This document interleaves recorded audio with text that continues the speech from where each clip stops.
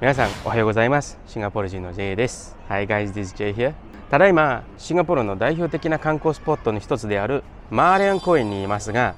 今日も相変わらず観光客で賑わっていますね。しかし私は何回もシンガポールに行ったことがあるし、 MRT とバスでの移動はもう問題ないから、もうちょっとガイドブックに載っていないようなスポットに行ってみたいなと考えている皆さんのために、今日はマーレオンビューリーが考えた2泊5日の玄人観光コースを紹介したいと思います。ちなみにこちらのコースには少しディープな場所や中心地から結構離れているスポットもあるので、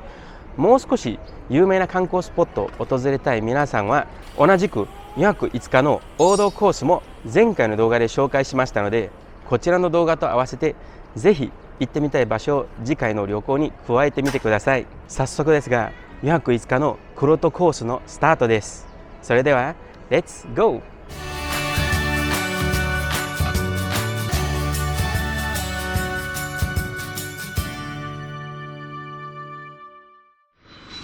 今回のコースは日本を早朝に出発し、午後か夕方にシンガポールに到着することを想定しているので、1日目はそこから始まります。到着手続きを済ませて空港からホテルに移動し、チェックインしてからひとまず訪れるスポットはガーデンズ・バイ・ザ・ベイです。あれ、ちょっと待って、ガーデンズはもう何度も行ったことがあるけどと思われるかもしれませんが、実はガーデンズ・バイ・ザ・ベイはまだまだ完成されていない状態で、新たな施設を次々とオープンしています。今回のコースで訪れるのは近年オープンしたフローラルファンタジーです。お花で飾られた展示と一緒に写真を撮ったり、最後にある 4D ライドでガーデンズを飛びまくることができます。晩ご飯を食べてからスーパーツリーグローブで行われているガーデンラプソディを見ます。それでマリーナ周辺の夜景を楽しみながら散策したりすることで、シンガポールでの1日目は終了です。2日目はシンガポール人や国をより深く知る体験をしましょう。朝からチャイニーズガーデン駅の近くにあるマーケットでローカル生活を見学してから、ホーカーでミシュラン記載のローカル料理を食べます。キラキラな観光スポットに対し、こういう新鮮市場はシンガポール人にとっては親しい日常生活の風景なので、観光客はシンガポールの新たな一面を見ることができるかもしれないです。午後からシンガポールの端っこにあるジュークンエリアに行って工場見学に参加します。その工場でシンガポールの代表的なブランドであるタイガービールが麦から始まり、どのような製法とこだわりで作られているのかを実際に見学し、最後には何種類ものタイガービールをその場で試飲することができます。場所は都市中心から離れていますし、予約制なのであんまり訪れる観光客は少ないですが、シンガポール国内の数少ない工場見学の一つです。別のプランとしては、ジュロンイースト駅の近くにあるシンガポールサイエンスセンターでさまざまな展示を通して科学と触れ合います。こちらのスポットはシンガポール人の学生生活に欠かせない課外授業の場の一つとなっています。ビールにあんまり興味がない方やお子様連れの方にはおすすめです。夕方に南洋理工大学の南にあるサウススパインまで行ってシンガポールの大学を見学します。このシンガポールの国立大学の一つである NTU はオープンキャンパス式なので、観光客でも敷地内のユニークな建物などを見学したりすることができます。サウススパインのそばにある中国建築風なチャイニーズヘリテージセンターと独特な外見を持つザ・ハイブとの写真撮影を忘れずに。晩ご飯は大学で食べてもいいですし、シンガポールの西側にあるモールで食べてもいいです。そこからホテルに戻る途中にあるホランドビレッジやクラークキーで夜を過ごすこともできます。3日目はいろいろなスポットからシンガポールを眺めましょう。朝からトロブランガで朝食を食べて、サウザンズ・リージェスのウォーキングコースに沿ってマウントフェーバーに登ります。途中でヘンダーソンウェーブ歩道橋などの特徴のある建造物もあり、また頂点にあるケーブルカーステーションとフェーバーポイントでシンガポールの南海岸を眺めることができます。こちらのサウザンリージェスはいくつかの公園を結んでいるので、歩いている人はローカルの方が多いかもしれないです。ちなみにフェーバーポイントに公式のマーレオン像の1体もありますよ。そこから下山してリボシティで昼を食べてからタンニョンパーガーに移動します。あれ、タンジョンパーガーは何回も行ったことがあるけどと思われるかもしれませんが、次に訪れる場所はシンガポールで最も高い HDB ピナカル・アット・ダクストンです。そこで皆さんが持っているイージーリンカードで50階にあるスカイガーデンに入りましょう。スカイガーデンから中心ビジネス地区の高層ビル、昔から保護されてきたショップハウスとその間を埋めている緑などを眺めながらシンガポールの都市計画を見ることができます。ここにはベンチとテーブルもあるのでゆっくりすることができます。その後ラフルズプレイス駅の近くにあるキャピタルスプリングというオフィスビルに移動してもらいます。このビルの17階から20階にはグリーンオアシスというグリーンスペースもありますし、最上階の51階にあるスカイガーデンではシンガポールの中心ビジネス地区を360度眺めることができます。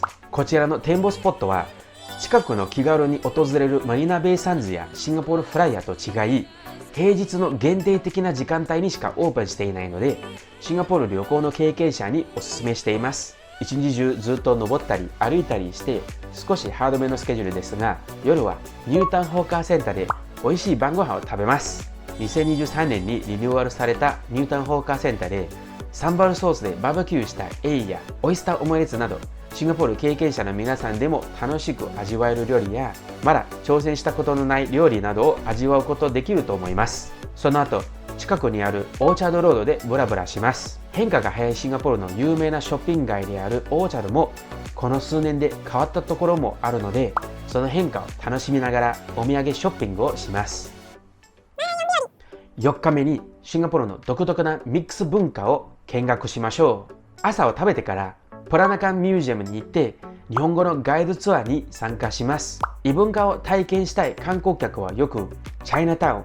アラブストリートとリトルインディアに行きますが、この2023年にリニューアルが完了したプラナカンミュージアムで多文化社会のシンガポールならではの多文化の融合で生み出されたミックス文化の一つを見学することができます。このツアーはボランティアガイドが案内していて、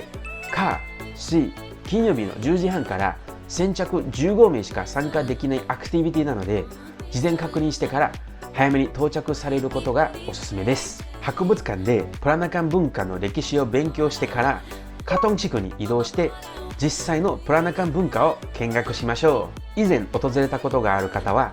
鮮やかな外見を持つショップハウスの前でインスタ映えの写真を撮ったりしたことがあるかもしれないんですが、今回はカトン地区にあるユーラシアンヘリテージセンターやカトンのシンガポールビジターセンターの2階にあるギャラリーでシンガポールのミックス文化をさらに深く知っていただきます。次はシンガポールの東海岸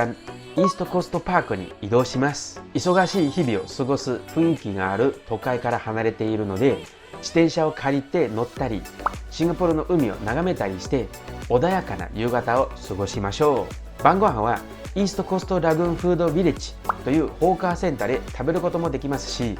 その近くにあるイーストコーストシーフードセンターでシンガポールのさまざまな海鮮料理を食べることもできます。この場所にはチリクラブが有名なジャンボシーフードレストランもありますし、ブラックペッパークラブの発祥であるロングビーチシーフードレストランもあるので、開放感があるスペースでシーフード料理を満喫できます。5日目にホテルからチェックアウトし空港に移動します。早めに空港に到着することがおすすめですが、その理由はジュエルチャンギ空港です。コロナ禍直前の2019年にオープンしたのでまだ訪れていない方もいるかもしれません。このスポットは決して穴場ではないです。しかしこのシンガポール代表的な緑で溢れている現代建造物の雰囲気は人気があり、空港直結なので最終日には最適だと思います。そして最後までこの近未来感のあるグリーンシティを楽しんでから時間通りに搭乗口に行って帰国します。